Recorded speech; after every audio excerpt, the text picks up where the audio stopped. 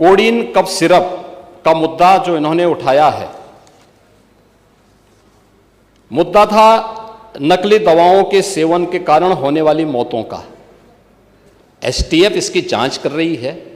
इस पूरे मामले में हाई कोर्ट से उस पूरे मामले को एनडीपीएस के अंतर्गत इस मामले में मुकदमा चलना चाहिए। ये उत्तर प्रदेश सरकार ने इस लड़ाई को लड़ा है और उसको जीता है, और इस मामले में कोई भी अपराधी छूटने नहीं पाएगा। और चिंता मत करिए, समय आने पर बुलडोजर एक्शन भी, उसकी तैयारी भी रहेगी। उस समय चिल्लाना मत करो।